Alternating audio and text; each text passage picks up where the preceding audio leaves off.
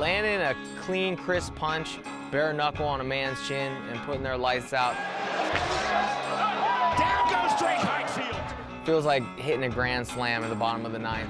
Welcome to the Mike Finch Show. I'm your host, Mike Finch. We are joined today by bare knuckle fighter, the undefeated Mark The Shark Irwin. He said, I want everyone to know my name with this performance. Mission accomplished. We are here at Bobby's Boxing out in beautiful Laguna Beach, and I had to touch base with this guy because he knocked somebody the f out in his last fight. It just hits different, you know, literally, figuratively, and everything in between. Mark is going to go ahead and show us how he got that knockout in his last BKFC fight.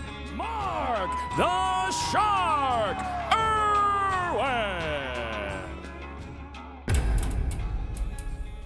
Mark, I saw that you did it off of the jab. What did you see from your opponent that made you want to counter his jab like that so confidently? So me and my coaches broke down some tape of my opponent, and one of my coaches, Coach Hunter, found that every time that my opponent switched to the southpaw stance, he wouldn't throw his left hand because he's an orthodox fighter. He would primarily throw the jab and the hook. Lead left hook off the mark for Highfield. Early forward pressure from Irwin. I've changing stances several times right now. Keep going back to southpaw, back to right hand. So I knew right away when he switched to that southpaw stance, I didn't have to worry about his left hand too much, and he was most likely gonna lead with that straight right jab. We trained hard that every time he throws that punch, I'm gonna get my head off the center line, and I'm gonna split his right hand with mine, meaning that my punch is gonna go inside of his guard, and his punch is gonna slip right past the outside of my head. So all I had to do was lean off to my left as I shoot my right hand to make his miss, and then he leaned right onto my fist, and that was the end of his night. What did him in right there. As Highfield was coming in, he at the end of a punch. It looks like your head movement is the key to executing this technique, right? Even if it's just a power jab. It wasn't so much because it's falling, but just because it was coming out slow a lot of times. So he's pushing it, allows me to see it coming, and it gave me the time that I needed to be able to recognize that shot coming in, get my head off the line, and throw an explosive right hand that landed right on the front of his chin. Give me some of the mechanics of the way you throw your right hand, because you're fighting at 135 pounds and you're knocking people out. So how are you generating that much kinetic energy only using a straight shot? Starts with the feet. The first thing I want to do when I throw a right cross is I want to turn my right foot into the target towards my opponent. When I turn my foot, that turns my knee, and that gets my weight shifting forward into the target. I'm going to shift all my weight from the back foot to the front foot, and when I extend my arm at the same time, all my weight transfers through the fist and delivers a powerful knockout blow.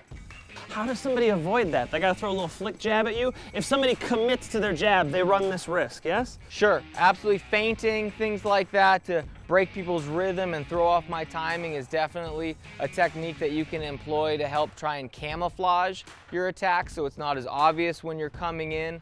A lot of the time in the heat of a battle, we forget to use these little techniques, and it makes it more obvious what our opponent's gonna do when they don't lead in with those feints. So he just came straight off with that right hand, and it made my job easy. I was able to fire my right hand and move my head. Let me ask you in general, because you were saying before the fight, normally you spar with pro boxers. To train for bare knuckle, you were sparring with MMA fighters. Absolutely. What do you see differently from these MMA fighters?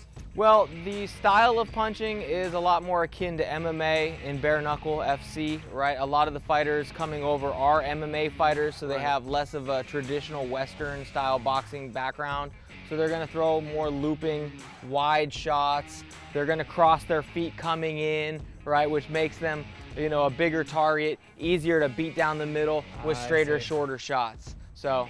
I see. So if I'm trying to get to Mark, this is a longer road to get to you than you going directly to me. So you're beating them to the punch. Exactly. I see. Exactly. Man, that looks like it hurts, dude. Tell me the difference. Now you've done bare knuckle and boxing. What does it feel? What's the feeling difference? Yeah, it's definitely a lot harder on the hands for sure. Boxing gloves were invented to protect a fighter's hands. Right. So, you know, a professional fighter with a broken hand is about as useful as a racehorse with a broken leg, right? Which is why we started wearing the gloves.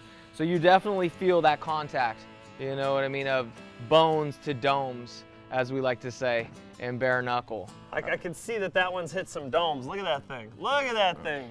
I feel like maybe one knuckle has disappeared at this point. He's bashed so many skulls in. And you're just getting started. Yeah, I used to have 4 knuckles, now I have 3. What fighters have you seen execute this? Were you able to watch any film leading up to the fight? Yeah, you know, I definitely try to watch a lot of high-level pugilists and boxers in there. Floyd Mayweather is a great example of someone who has perfect technique, getting their head off the line when they're exchanging punches with their opponent in the pocket to make them more evasive. I normally see like Floyd when he throws a jab, especially to the body, he'll move his head extremely off the center line. Absolutely. That's something maybe that you're doing when you're throwing your cross here. Moving your head big. Absolutely, it's the same concept. It doesn't matter if I'm throwing a jab or if I'm throwing a cross. It doesn't matter if I'm throwing it to the head or the body. I always want to make sure I'm getting my head off that center line when I'm exchanging with opponents so that I'm safe, boom, to land those shots without getting hit in return. That makes sense. Hit them, don't get hit. Kind of the name game of the sport, right? Yes, sir. In boxing, though, you got that big-ass shield, like you called it. You know, no shield now. The head movement maybe is more valuable. Absolutely, 100%. You know, with those shields, as I like to call them in boxing, and we use them like shields. If someone throws punches at me in boxing, I'm able to absorb a lot of the blunt of those blows on those gloves. In bare knuckle, it's a lot easier to squeeze a punch in between those gaps. And even if I am able to block those shots, bare knuckle, it's gonna hurt a lot more when I'm catching punches on my arms, things like that. It's gonna start to give me a dead arm. It's gonna start to break me down. So instead of using my arms to block techniques like I normally would in boxing or even MMA, I wanna make sure that my opponent misses me altogether with footwork and head movement because I just can't afford to take those shots. I see, it's a shorter career in general. Absolutely, and the damage of not having a glove on your hand, if I were to dig a body shot into your ribs, it's really easy to break a man's ribs with a single shot. Whereas with a boxing glove, I could hammer away at you all day and I might not have nearly that type of impact or damage with the blow. So yeah, it definitely changes the game not having the gloves. You can't get hit. You can't allow it, whether it's blocked, unblocked, or something in between. You know what I mean? The damage is too devastating. So you have to make sure that you make your opponent miss. No sock and boppers. No sock and boppers.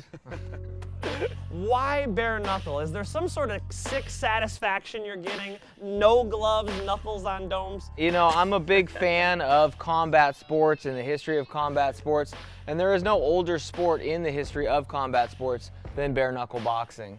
People have been doing it since 1,000 years before Jesus. You know, in Athens, Greece, the Colosseum in Rome. So there is no sport with more history or more legacy to it. There's nothing more primal or animalistic than bare knuckle, and it just hits different, you know, literally, figuratively, and everything in between. Landing a clean, crisp punch, bare knuckle on a man's chin and putting their lights out feels like hitting a grand slam in the bottom of the ninth. And people call it a stinging pain. This is like you're getting more of a sensation when that fist meets your face. When the knuckles are digging in, though, it's causing lacerations. I mean, can you specifically describe when you eat a bare knuckle shot? What's the feeling? Yeah, it's definitely sharp. It definitely stings. I got my first cut ever, 6 stitches in my left eye from my bare knuckle debut. And I expect it won't be the last time I get stitched up either. You know, it comes with the territory, unfortunately, but that's part of the game, and that's why people pay to play and see the show. Absolutely. You're talking old school fights. If I remember back in the day, they draw a line on the ground, you put your foot on the line, and then you go fisticuffs there. Would you prefer this style, or would this be Mark the Shark's favorite? Old school, on the line boxing. Absolutely. Toe the line. That's how we do it in BKFC. Straight to the action. No foreplay. Our own Orange County guy showing out on the world stage at BKFC. Thanks for the time, Shark. Thank you, brother. Appreciate you. Check Mark the Shark Irwin out. Don't f around. Subscribe, like, follow us. We'll be here throwing punches.